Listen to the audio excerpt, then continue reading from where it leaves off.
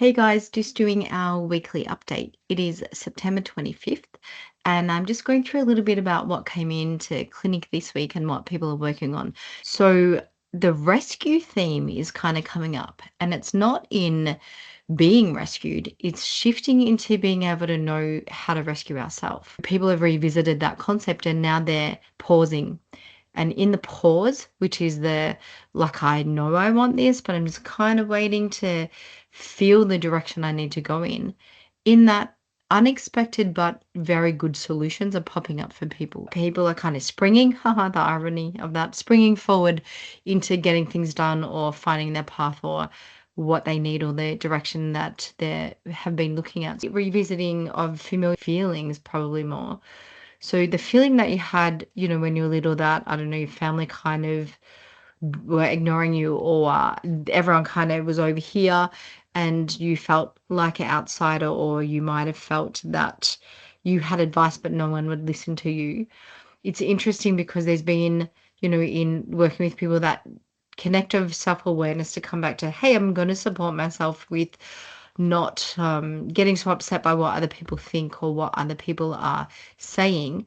And in that disconnect, the interesting part of that is the people that have been probably at the forefront of making people feel, uncomfortable, or like, hey, I feel rejected, or I'm not part of this, little community or group, whether that be your family or friends or whatever.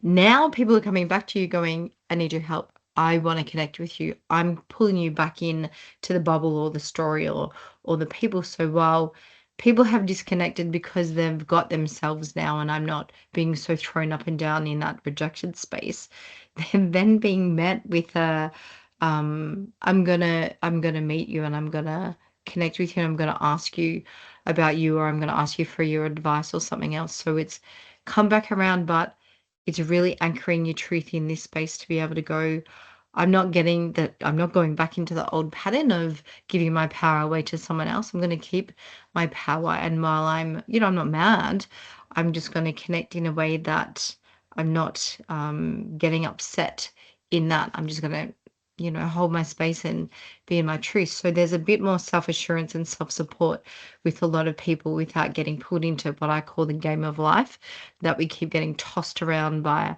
other people making decisions and, by trying to make people feel, or like us or all of that. So there's a bit more freedom in us being able to find ourselves and support ourselves, which of course is coming back into, I suppose, not just rescuing ourselves, but knowing ourselves better. There's a real pull for finding that connection to people.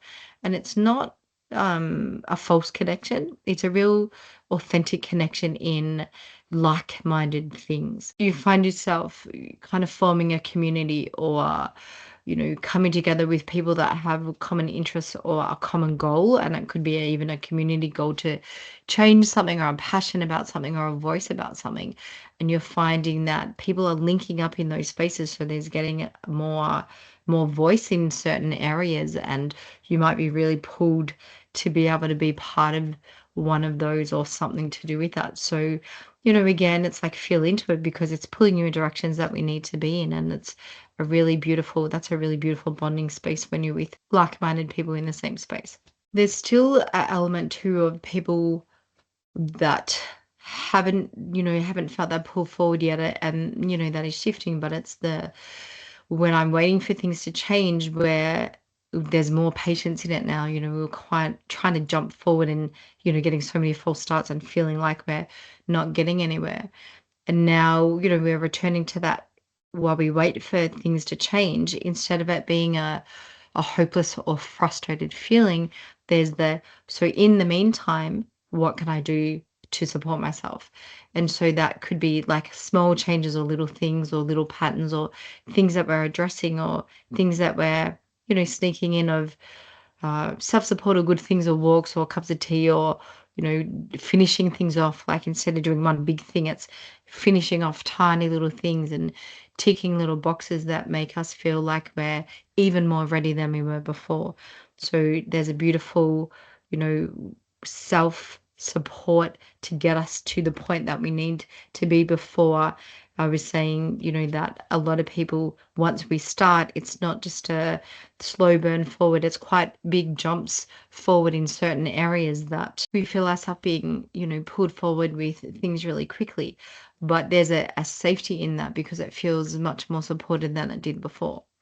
So that was kind of this week in a wrap up. It's, messy but effective. We're coming out of stuff, we're moving, there's a lot of movement, and the false start seems to be ebbing, and we absolutely feel like we're, getting there and some goals are getting ticked. So it's a good thing. So if that feels like let me know in the comments. If you have any questions, also let me know if you want me to have a look at something or explore something. Otherwise, I'll see you all in next week's update. In the meantime, don't forget that we have a Come Back to You retreat in Geelong that is coming up, that really is going to talk about how we get to work on some really solid ways that we can know how to support ourselves or rescue ourselves from patterns and things that have really held us back in life. So that feels like you. Check it out. I'd love to see you there.